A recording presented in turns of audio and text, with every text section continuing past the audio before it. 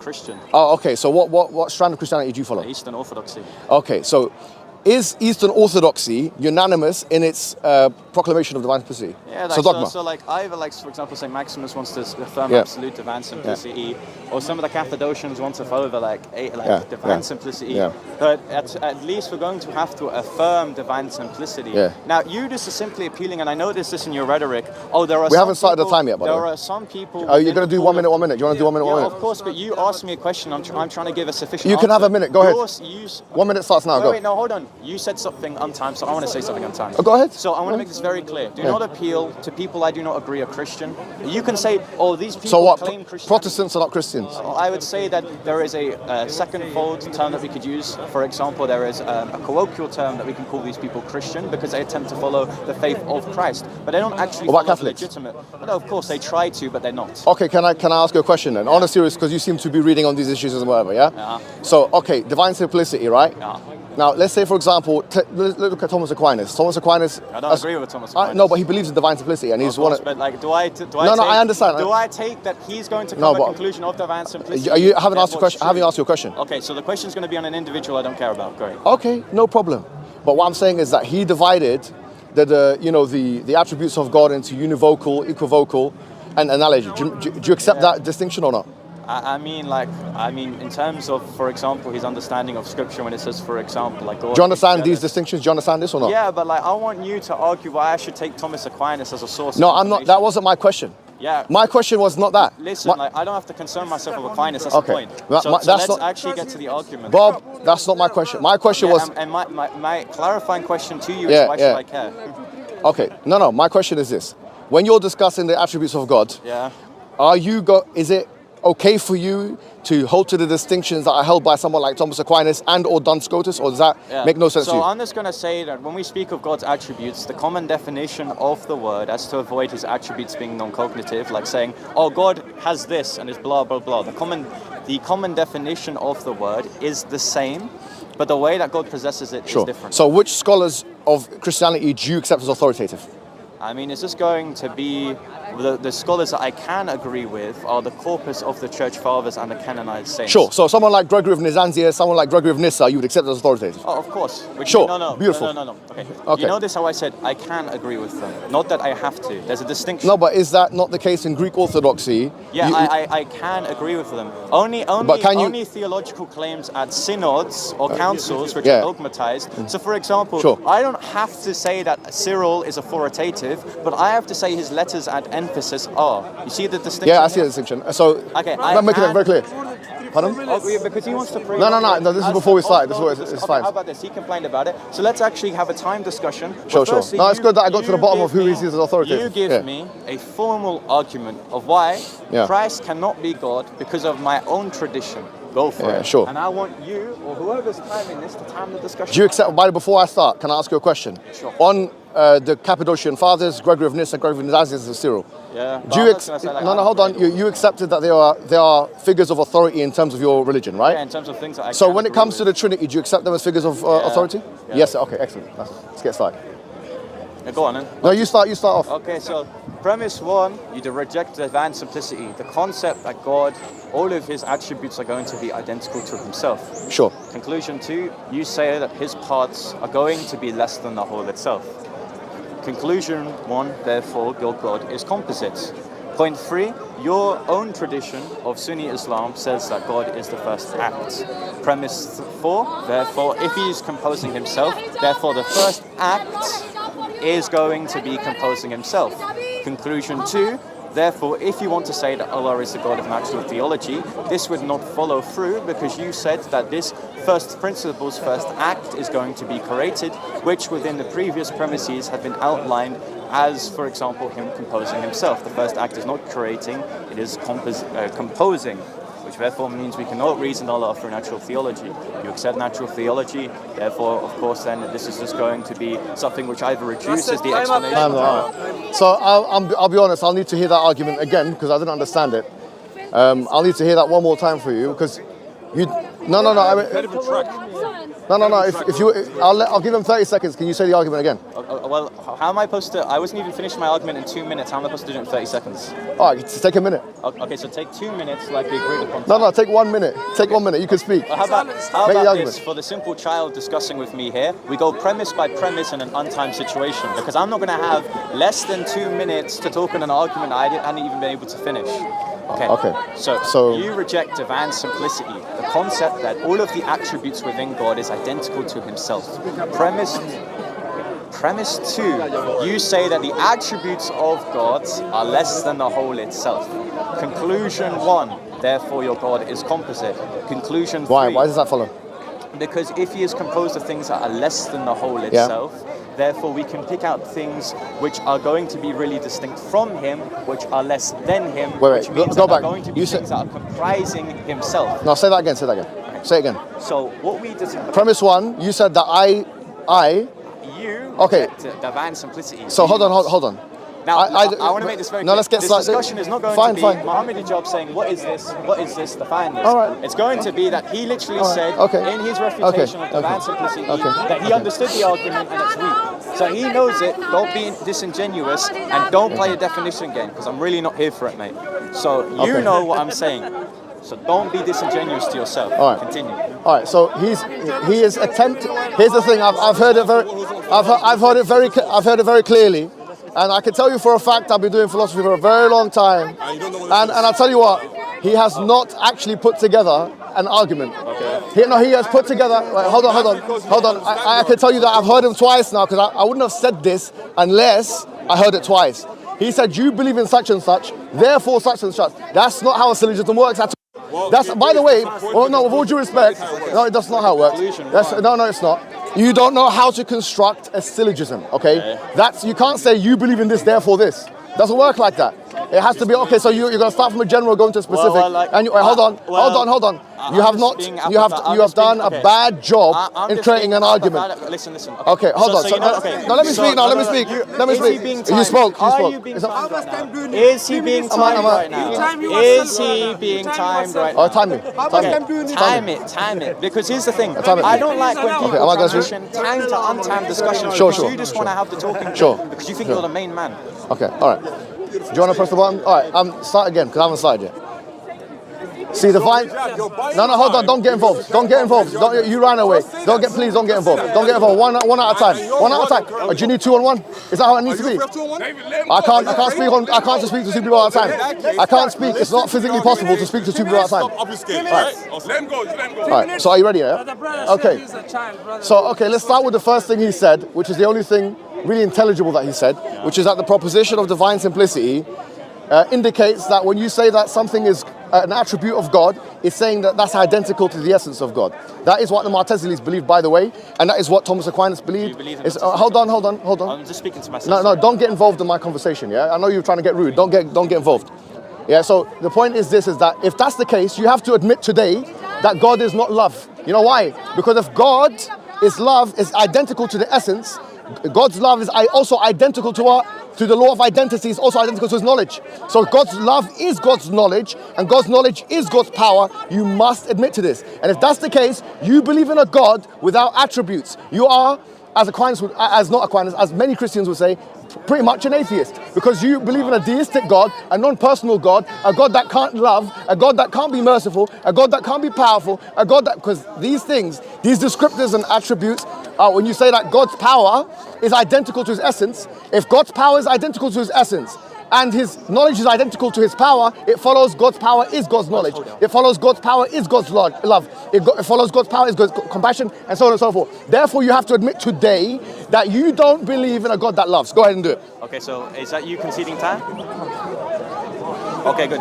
So your argument, so notice how he didn't really respond to the argument and that we're just moving arguments. I thought we would agree to a structure of we point to one argument, then we point to another once the one has either been refuted or conceded to. But let me entertain it, then also go back to the argument at hand. And why is he looking like he's part of Incredibles right now? We'll never know. So, the first point is that anti-reflex identity does not work within the Trinity. Just as much as, for example, when we say the Son is God, we do not therefore say that whenever we're talking of God, we're talking of the Son, just as much as we say Muhammad God's job is human, but when we pick out humanity, we're not talking about Muhammad's job. That is anti-reflux identity, my friend, and it does not work in the case of the Trinity. My second point is again going to be that we can be apophatic about these things within a syllogism. We can say that because you do not believe in X, therefore you're going to have the position which entails Y. If you reject that God is not composed of parts, therefore he is composed of parts. Do you see the point here? If you reject a negative, therefore you're going to affirm the positive, that is that God is composed of parts. Now the reason why you believe in this is because the essence of God is going to be comprised of things which are less than the whole itself. So he didn't answer my question. He has not conceded to the fact that if you say that God's power is identical to his essence and his knowledge is identical to his essence, it follows that his knowledge is identical to his power by the law of identity. That is a logical law. In fact, one of the most foundational, propositional, logical laws. He's talking as if he's making some kind of an argument. He's not making an argument. He has not conceded to the fact that on his view of divine simplicity, he must acknowledge that God does not love. God is not loving. When you say God is loving, you're using that as a descriptive. It's not actually talking about something with ontological status within God. So he has to now acknowledge, before we move forward, he has to tell me, yes, when I say God is love, when Christians say God is love, according to divine simplicity, it's not true that he's actually love in an ontologically real sense. It's just some words we say. So that would mean that according to us, God is really love, and according to you, God is not love. So let's make that clear first, and then we can move on to other things. Please go ahead. Okay. So I want to demonstrate that supposedly this very foundational principle of identity is just going to pull him into extreme positions. So Hijab, during my time, I want to ask you a question. Hijab, you're a human, yes? Hijab, stop filming for your OnlyFans for a minute and answer You've got your time, be quiet and speak. So, Hijab equals human. Human does not equal hijab. I wonder why. Because anti-reflux identity does not work in the case of the Trinity. Just because hijab is human does not, whenever I say this individual here is a human, he is therefore hijab. I wonder why. Because identity does not work in this way. I can be identical to the divine essence, for example, whilst also, for example, possessing hypostatic properties. Hijab can be identical to humanity, whilst not everyone who is human be identical to hijab. So can you concede that this concept of identity is not sufficient in all things? And I can make the argument for why, in the case of the divine essence, it also does not follow. So I want him to at least reiterate what I said, because he did not answer my question when I said that I was going to allow him to speak in my time. Now can he stop posing for his OnlyFans? I'm 16! Well, I know you're 16. You sound like a 16-year-old. Hijab and pedophilia. They go hand in hand. You're the one touching him, boy. You're the one touching him. You keep touching him. But you want to watch him? You're touching him. Anyway. Whatever, hijab. Anyway, the point is this. Around this all day. Okay, thank you very much. Is it my time? Is it my time? Yeah. All right. A moment ago, he was shaking his chest in front of you. The point is if you use it with a universal outside of God's essence. So here is the difference: is if I say that animality or horsiness or any kind of universal that exists within, and then I say X is equivalent to Y, and then yes, there could be a difference. But we're not talking about that. We're saying that if God's attribute, yes, is the same as his essence, we're not using a universal here. This is not a genus or a universal that a nominalist can say in his conceptualizing is some kind of thing which is abstract from God. We're saying we're using God to compare him with God. So I'm saying that according to divine simplicity, this is what they say. The divine simplists say that the attribute of God is equivalent to the essence of God. So if it's equivalent to the essence of God, if God's power is God's essence, then and God's knowledge is God's essence, it follows God's power is God's knowledge. It follows and so on and so forth. Which means when Christians say God is love, if they believe in divine simplicity, they're lying to you. That's what it means. It means they don't actually believe in God being love in any real ontological sense. That's it. So can you concede that? Can we move on now? Because you haven't really argued for why the argument follows, right? You're just bringing a case of identity, that being anti-reflux identity, then already assuming it applies to the Trinity, by then saying an arbitrary criteria of this identity being in play is that a universal has to be the thing that we're talking about. I again don't have to concede to this, you have to argue for it. You notice how for someone that was picking out my poor debating skills, he already runs from an assumption, from an argument he's already ran away from. He ran away away initially from an argument against composition, then ran to my position whilst having an argument that assumes a principle of identity to which I don't agree to. So I want hijab to argue for why this thing actually follows. You were just being apathetic and saying it's not in the case of a genus, therefore it has to be in the case of a particular, for example, that anti-reflux identity does follow. I want him to argue this. You just said I can't play on negatives in order to pose a positive, therefore he has to do the exact same thing within his argument. Now again, why does he keep on posing? I want to know. I don't want to talk about pedophilia because there's a moral argument. Next time. Time's up, man. You can talk about pedophilia you like. That's what they do when they lose debates. They have to talk about pedophilia. Okay, no, here's the thing. Okay, let's get started. Look, at the end of the day, I was making it very clear, all right? If you believe by the law of identity that God's power is God's essence and God's knowledge is God's essence, it follows God's power is God's knowledge. This is in a GCSE way for you to understand. I know you're a GCSE student. I remember this one. Trust me, if you are my A-level student, and I know I've got 6 degrees, one of the most qualified men in the world actually. But having said that, that sells fake degrees. No problem. Put that to the side if you think that. Go and ask the University of Oxford, go and ask the University of Birmingham yourself. No problem, no problem. Here's the thing. If I was teaching him in school, I'd give him a C+ for effort. Your face. You get a C+ for effort. You get a C+. Yeah, you can. You could be an extra. I'm an actor. You could be an extra. Hollywood, baby. We can get the hot water in the coffees and stuff like that. But here's the point. Yeah. The point I'm making to you is, if you can't concede this, we could just move on. I didn't say anything about the Trinity. It gets worse if we talk about the Trinity. Way worse. Way worse. But go ahead and tell us that God is not love. Go ahead. Well, no, because again, okay, listen, okay. He's saying that this principle of identity, which he hasn't even named, by the way, he's just saying this thing of identity that everyone knows about in GCSE level, that he hasn't argued for in the case of the Trinity, follows that therefore he does not possess attributes. Again, what I'm contending is the fact that, yes, I agree that these attributes are identical to God's essence. I do not believe, although, that that God is going to equal his attributes. It's anti-reflux identity. Hijab is human. This guy's human, he's not hijab. That's the point. You have to argue these principles whenever you apply it to a particular thing. You've just been apathetic. It is not in the case of a genus or a universal.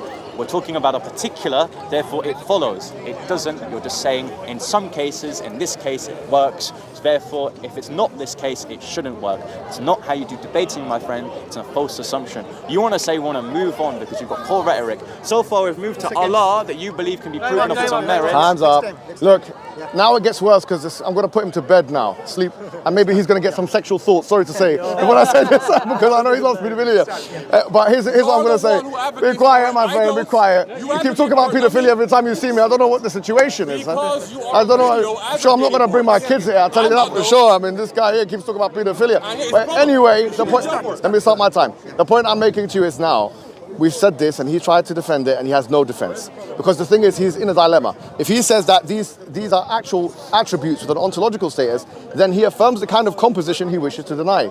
If he says they're not, then he actually falls into a kind of collapse of attributes, which leads to not believing in any of the attributes, including God's love, which means you can't, as Christians, say that God is love. Now, Muslims can say it, so I don't know why you haven't admitted it. Number one. Number two is this.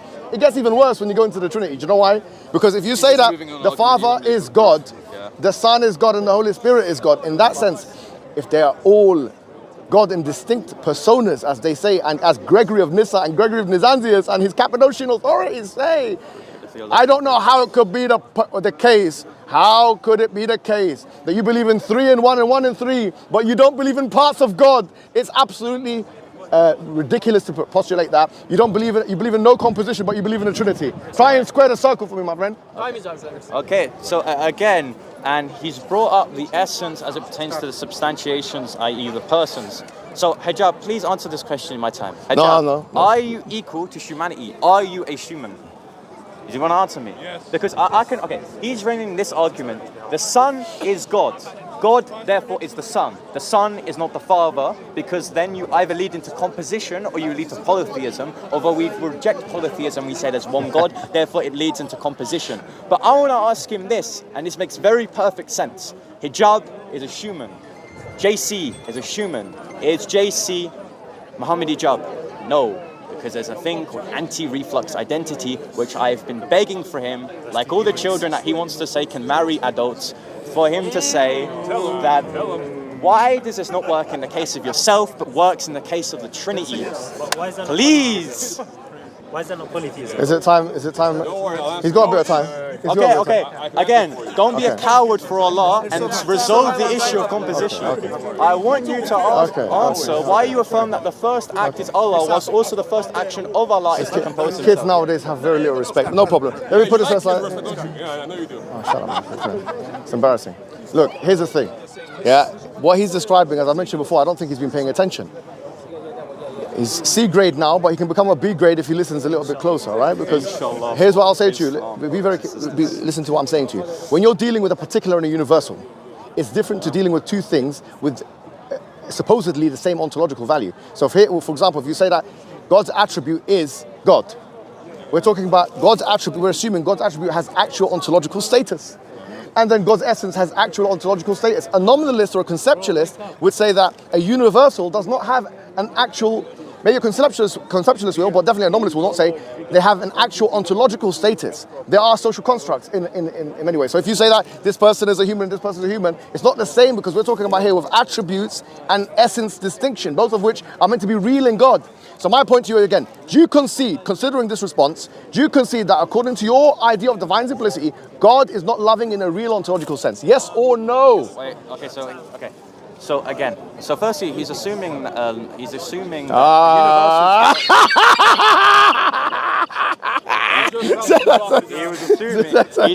universals don't really exist.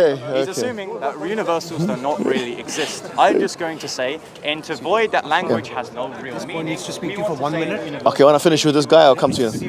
Serious issue? I'll come to you in a second. Very serious issue. I'll come immediately. Let me just finish with this guy.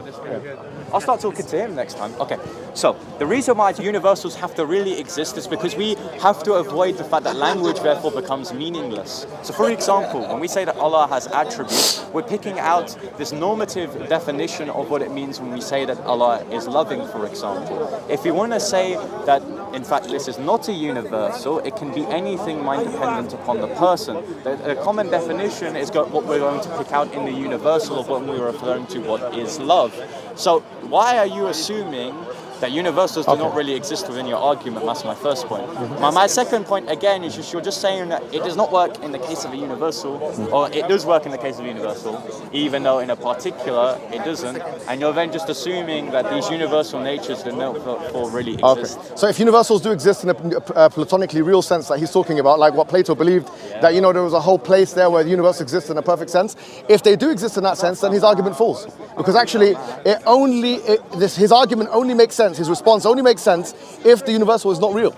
If you're saying that, for example, Muhammad is a human and you're a human, and so therefore me, I'm not you, if that's what basically he's saying, humanity here is a universal which is not real in that sense. If it is real, then it does become a contradiction. Because if there is such a thing as a personified, manifested humanity or perfect human person, which Plato believed there was some kind of man there standing maybe in the heavens somewhere, Neoplatonic realism, if you believe in that, it actually does fall apart, which means if I'm that guy and you're that guy, how can we both be that guy at the same time? It's a contradiction. The same thing applies with the Trinity, and the same thing applies with your attributes of God on divine simplicity. So you fail.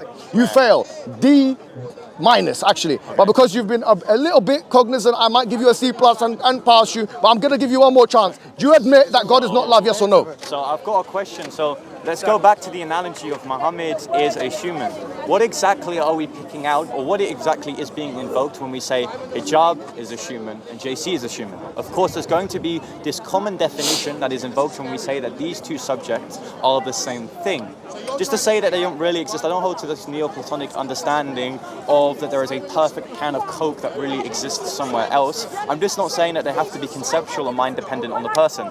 That's metalinguistic nominalism, which I don't hold to, although you could hold to, therefore meaning that language has no definite meaning. But I want to ask Hijab this. He says they don't exist at all. They don't have any ontological status. Well, that's what you just said on camera, and they'll pick that out. And again, he wants to answer me when he thinks it's going to better his argument, but when I actually want to ask an honest to God question within my time, he doesn't want to, because it will not help him. Now, what is being picked out when we say that Hijab is a human and JC is a human? Okay, that's my time now, yeah? So, has he got a couple of seconds left? Whatever. Okay. All right, cool. So here's the point. Here's the thing. I haven't declared my position whether I'm a conceptualist or a nominalist or whatever I am. I'm just basically saying to you that if you believe that, as you've mentioned, that universals do exist. The question would be then, in what context do they exist? In what context do they exist? Is it in a Neoplatonic, real kind of context? If not that context, in what context?